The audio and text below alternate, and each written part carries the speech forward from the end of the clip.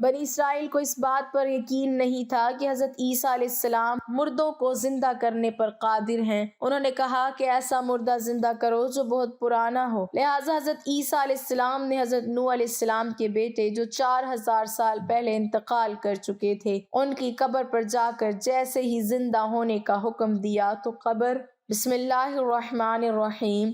اللہ نے اپنے بندوں کی رہنمائی اور انہیں سیدھے راستے پر چلانے کے لیے 1,24,000 انبیاء کرام بھیجے تاکہ وہ لوگوں کو راہ حق کی تبلیغ کر سکیں۔ ایمان والوں نے انبیاء کرام کی آواز پر لبیک کہا مگر کچھ لوگوں نے ان کی بات ماننے سے انکار کر دیا اور اپنے لیے جہنم کا انتخاب کیا۔ انبیاء کرام نے اپنی حقانیت ثابت کرنے کے لیے بہت سے معجزات بھی دکھائے تاکہ لوگوں کو یقین آ جائے کہ وہ اللہ کے بھیجے ہوئے نمائندے ہیں، مگر پھر بھی لوگوں نے انہیں جھٹلایا اور ان کی بات ماننے سے انکار کیا۔ ایک مرتبہ حضرت عیسیٰ علیہ السلام کہیں سفر پر جا رہے تھے کہ ایک شخص آپ علیہ السلام کی خدمت میں حاضر ہوا اور عرض کیا یا نبی اللہ، میں آپ علیہ السلام کی خدمت میں رہنا چاہتا ہوں تاکہ سفر میں آپ علیہ السلام کی خدمت کر سکوں اور علم دین بھی سیکھ سکوں۔ آپ علیہ السلام نے اس کو اجازت دے دی۔ وہ شخص حضرت عیسیٰ علیہ السلام کے ساتھ سفر کرنے لگا۔ چلتے چلتے راستے میں ایک نہر آئی تو آپ علیہ السلام نے فرمایا آؤ کھانا کھا لیں۔ دونوں درخت کے سائے میں بیٹھ گئے۔ حضرت عیسیٰ علیہ السلام کے پاس اس وقت صرف 3 روٹیاں تھیں۔ دونوں نے ایک ایک روٹی کھا لی جبکہ تیسری روٹی باقی بچ گئی۔ روٹی کھانے کے بعد حضرت عیسیٰ علیہ السلام پانی پینے کے لیے نہر کے کنارے کے پاس چلے گئے۔ جب پانی پینے کے بعد آپ علیہ السلام واپس اس شخص کے پاس تشریف لائے تو دیکھا تیسری روٹی وہاں نہیں تھی۔ حضرت عیسیٰ علیہ السلام نے اس شخص سے پوچھا کہ تیسری روٹی کہاں ہے؟ وہ شخص بولا مجھے کچھ نہیں پتا۔ حضرت عیسیٰ علیہ السلام اللہ کے نبی تھے، سب جانتے تھے، لیکن اس شخص کا جواب سن کر خاموش ہو گئے۔ دراصل جب حضرت عیسیٰ علیہ السلام پانی پینے کے لیے نہر کے کنارے کے پاس گئے تھے تو اس وقت اس شخص نے تیسری روٹی چھپا لی تھی تاکہ آگے سفر کے دوران جنگل، بیابان اور صحراؤں سے گزرتے ہوئے جب کھانے کو کچھ نہیں ملے گا تو وہ چپکے سے اپنا پیٹ اس روٹی سے بھر لے گا۔ وہاں کچھ دیر قیام کے بعد حضرت عیسیٰ علیہ السلام نے اس شخص سے فرمایا آؤ آگے چلیں۔ کافی دور سفر طے کرنے کے بعد راستے میں ایک جنگل آ گیا۔ اس شخص کو بھوک لگنے لگی۔ اسی لمحے حضرت عیسیٰ علیہ السلام کو جنگل میں ایک ہرنی اپنے 2 بچوں کے ساتھ نظر آئی۔ آپ علیہ السلام نے ہرنی کے ایک بچے کو اپنے پاس بلایا تو وہ دوڑتا ہوا آپ علیہ السلام کی خدمت میں حاضر ہو گیا۔ حضرت عیسیٰ علیہ السلام نے اس سے ذبح کیا اور اس گوشت کو بھون کر اس شخص سے فرمایا آؤ ہم دونوں کھائیں۔ گوشت کھانے کے بعد آپ علیہ السلام نے ہرنی کے بچے کی ہڈیوں کو جمع کیا اور فرمایا اللہ کے حکم سے زندہ ہو کر کھڑا ہو جا۔ آپ علیہ السلام کا یہ کہنا تھا، ہرنی کا بچہ پھر سے زندہ ہو گیا اور چوکڑیاں بھرتے ہوئے اپنی ماں کے پاس چلا گیا۔ وہ شخص اللہ کے نبی کا معجزہ دیکھ کر حیران ہو گیا۔ ایک مرتبہ پھر حضرت عیسیٰ علیہ السلام نے اس شخص سے پوچھا تجھے اس اللہ کی قسم جس نے مجھے یہ معجزہ دکھانے کی قدرت عطا کی ہے، اب سچ بتا وہ تیسری روٹی کہاں گئی؟ وہ شخص اپنے جھوٹ پر قائم رہا اور بولا مجھے کچھ معلوم نہیں۔ حضرت عیسیٰ علیہ السلام کا معجزہ دیکھ کر بھی وہ شخص یہ نہ سمجھ سکا کہ اللہ کے نبی تو سب جانتے ہیں۔ اس شخص کے دوبارہ جھوٹ بولنے پر آپ علیہ السلام نے فرمایا آؤ آگے چلیں۔ دونوں نے پھر سے سفر شروع کر دیا۔ چلتے چلتے راستے میں ایک دریا آ گیا جسے پار کر کے آگے جانا تھا، لیکن وہاں کوئی کشتی موجود نہ تھی۔ وہ شخص کشتی ڈھونڈنے کی خاطر ادھر ادھر دیکھ رہا تھا کہ آپ علیہ السلام نے اس شخص کا ہاتھ پکڑا اور دریا کے پانی کے اوپر اس طرح چلنے لگے جیسے زمین پر چل رہے ہوں۔ دریا کے پانی پر چلتے ہوئے آپ علیہ السلام اس شخص کو ایک کنارے سے دوسرے کنارے پر لے آئے۔ یہ حضرت عیسیٰ علیہ السلام کا دوسرا معجزہ تھا جو اس شخص نے اپنی آنکھوں سے دیکھا تھا۔ دریا کے دوسرے کنارے پر پہنچ کر آپ علیہ السلام نے پھر اس شخص سے پوچھا تجھے اللہ کی قسم جس نے مجھے یہ معجزہ دکھانے کی قدرت عطا کی، سچ سچ بتا وہ تیسری روٹی کہاں گئی؟ وہ شخص حضرت عیسیٰ علیہ السلام کا دوسرا معجزہ دیکھ کر بھی سچ بولنے کے بجائے پھر سے جھوٹ کہنے لگا کہ مجھے کچھ نہیں پتا۔ یہ سن کر آپ علیہ السلام نے فرمایا آؤ آگے چلیں۔ چلتے چلتے راستے میں ریگستان آ گیا۔ صحرا کی ریت ایسے لگ رہی تھی جیسے سونا ہو۔ اس شخص نے ریت کو چھو کر دیکھا، کہیں سچ مچ سونا تو نہیں بکھرا ہوا۔ حضرت عیسیٰ علیہ السلام نے صحرا کی تھوڑی سی ریت جمع کر کے ایک ڈھیری بنائی اور پھر اس ڈھیری سے مخاطب ہو کر فرمایا اے ریت کی ڈھیری، اللہ کے حکم سے سونا بن جا۔ آپ علیہ السلام کے یہ فرماتے ہی ریت کی ڈھیری سونے میں تبدیل ہو گئی۔ آپ علیہ السلام نے سونے کی ڈھیری کے 3 حصے کیے اور پھر اس شخص سے فرمایا سونے کی ڈھیری کا ایک حصہ میرا ہے، دوسرا حصہ تیرا ہے، جبکہ تیسرا حصہ اس شخص کو ملے گا جس کے پاس وہ تیسری روٹی ہوگی۔ اپنے سامنے سونے کی ڈھیری دیکھ کر اس شخص کی آنکھیں کھلی کی کھلی رہ گئیں۔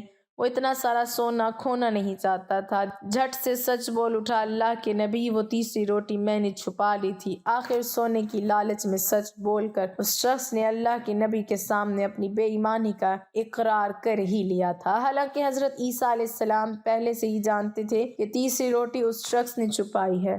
آپ علیہ السلام یہ سن کر مسکرا دیے اور فرمایا یہ سارا سونا تم ہی لے لو۔ اس کے بعد آپ علیہ السلام اس شخص کو وہیں چھوڑ کر اپنے سفر پر اکیلے ہی روانہ ہو گئے۔ اس شخص نے سونا تو پا لیا لیکن اپنی لالچ، جھوٹ اور کمزور ایمان کی وجہ سے ایک نبی کی قربت اور تعلیمات سے ہمیشہ ہمیشہ کے لیے محروم ہو چکا تھا۔ حضرت عیسیٰ علیہ السلام نے بنی اسرائیل کے سامنے اپنی نبوت اور معجزات کا اعلان کرتے ہوئے یہ تقریر فرمائی جو قرآن مجید کی سورہ آل عمران میں ہے۔ رسول بنی اسرائیل کی طرف یہ فرماتے ہوئے آئیں گے کہ میں تمہارے پاس تمہارے رب کی طرف سے نشانی لایا ہوں کہ میں تمہارے لیے مٹی سے پرند کی صورت بناتا ہوں اور پھر اس میں پھونک مارتا ہوں تو وہ فوراً اللہ کے حکم سے پرند ہو جاتی ہے، اور میں شفا دیتا ہوں مادر ذات اندھے اور سفید داغ والے، اور میں مردوں کو جلاتا ہوں اللہ کے حکم سے، اور تمہیں بتاتا ہوں جو تم کھاتے ہو اور اپنے گھروں میں جمع کرتے ہو۔ بے شک ان باتوں سے بڑی نشانی ہے اگر تم لوگ ایمان رکھتے ہو۔ اس تقریر میں آپ نے اپنے 4 معجزات کا اعلان فرمایا، مٹی کے پرند بنا کر ان میں پھونک مار کے اڑا دیا، مادر ذات اندھے اور کوڑے کو شفا دینا، مردوں کو زندہ کرنا، اور جو کچھ کھایا اور جو کچھ گھروں میں چھپایا اس کی خبر دینا۔ اب ان معجزات کی کچھ تفصیل بھی پڑھ لیجئے۔ مٹی کا پرند بنا کر اڑا دینا، جب بنی اسرائیل نے یہ معجزہ طلب کیا مٹی کا پرند بنا کر اڑا دیجئے تو حضرت عیسیٰ علیہ السلام نے مٹی کے چمگادڑ بنا کر اڑا دیے۔ حضرت عیسیٰ علیہ السلام نے پرندوں میں سے چمگادڑوں کو اس لیے منتخب کیا کہ پرندوں میں سب سے بڑھ کر مکمل اور عجیب و غریب یہی پرندہ ہے، کیونکہ اس کے دانت بھی نہیں ہوتے، یہ بغیر پر کے اپنے بازوؤں سے اڑتا ہے، اور یہ جانوروں کی طرح بچے بھی دیتا ہے اور اس کو حیض بھی آتا ہے۔ روایت ہے کہ جب تک بنی اسرائیل دیکھتے رہتے تب تک یہ چمگادڑ اڑتے رہتے ہیں اور ان کی نظروں سے اوجھل ہو جاتے ہیں اور گر کے مر جاتے ہیں۔ ایسا اسی لیے ہوتا تھا تاکہ خدا کے پیدا کیے ہوئے اور بندے کی پیدا کیے ہوئے پرند میں فرق اور امتیاز باقی رہے۔ مردے، اندھوں اور کوڑیوں کو شفا دینا۔ روایت ہے کہ ایک دن میں 50 اندھوں اور کوڑیوں کو آپ کی دعا سے اس شرط پہ شفا ہوئی کہ وہ ایمان لے آئیں۔ مردوں کو زندہ کرنا۔ روایت ہے کہ آپ نے 4 مردوں کو زندہ فرمایا، ایک آزر اپنے دوست کو، ایک بڑھیا کے لڑکے کو، ایک اشرا وصول کرنے والی لڑکی کو، اور حضرت سام بن نوح علیہ السلام کو۔ یہ حضرت عیسیٰ علیہ السلام کے مخلص دوست تھے۔ جب ان کا انتقال ہوا تو اسی وقت آپ اپنے دوست سے 3 دن کی دوری کی مسافت پر تھے۔ آزر کے انتقال و دفن کے بعد حضرت عیسیٰ علیہ السلام وہاں پہنچے اور آزر کی قبر کے پاس تشریف لے گئے۔ آزر کو پکارا تو وہ زندہ ہو کر اپنی قبر سے نکل آئی اور برسوں زندہ رہیں اور صاحب اولاد بھی ہوئے۔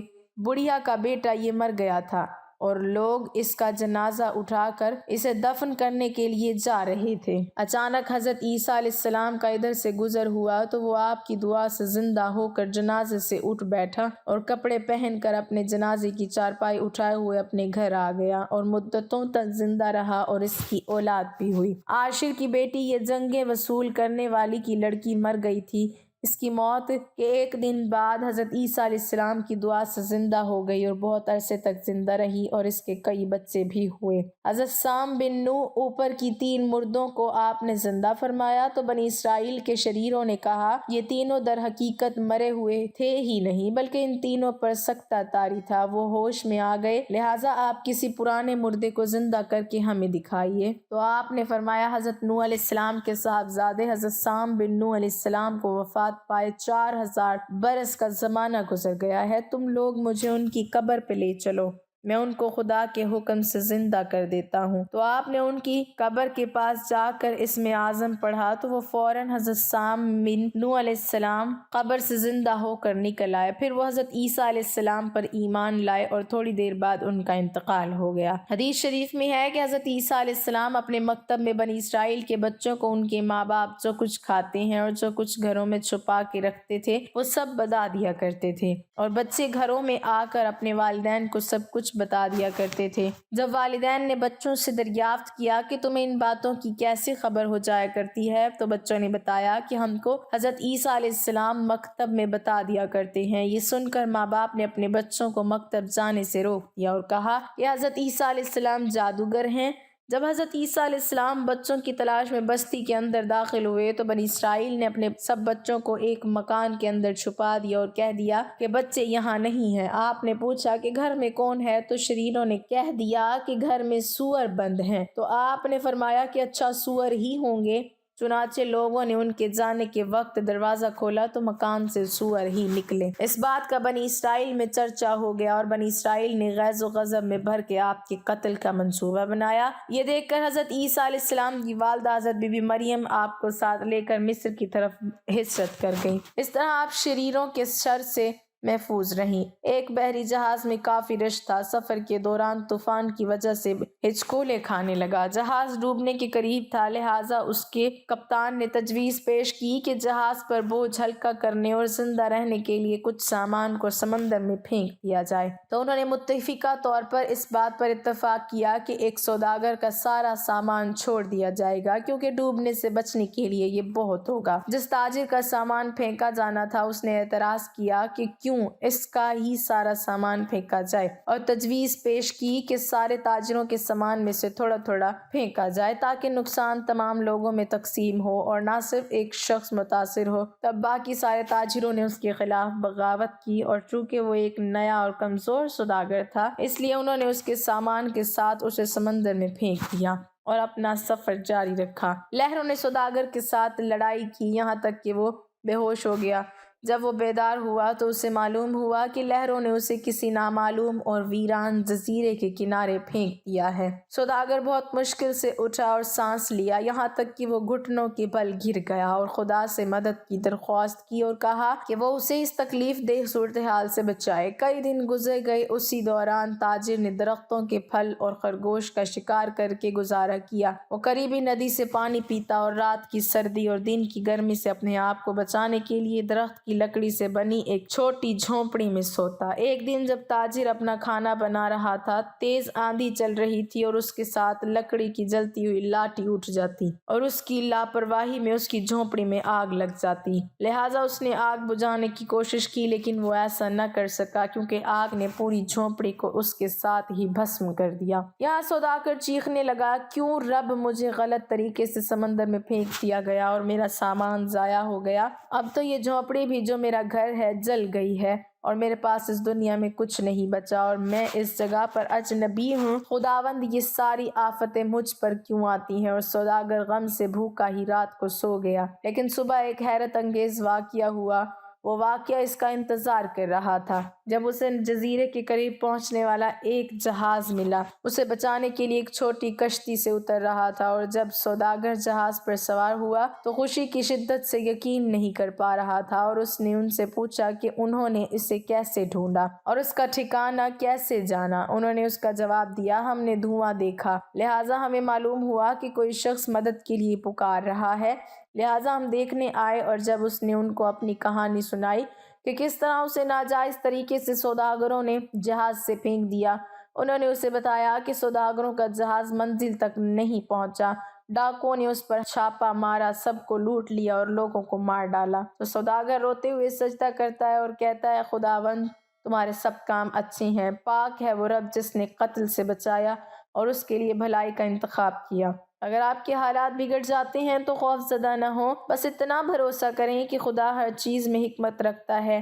یہ آپ کے ساتھ ہوتا ہے اور اس کا بہترین۔ اور جب آپ کی جھونپڑی جل جائے گی، جان لو کہ خدا آپ کے امور کا انتظار کر رہا ہے اور آپ کو بچانے کی کوشش کر رہا ہے۔ اللہ تعالی ہمیں دین کی مکمل سمجھ نصیب فرمائے اور ہم سب کا حامی و ناصر ہو، آمین۔ ناظرین، کمنٹ باکس میں اللہ تعالیٰ کے 99 ناموں میں سے ایک نام ضرور ٹائپ کریں۔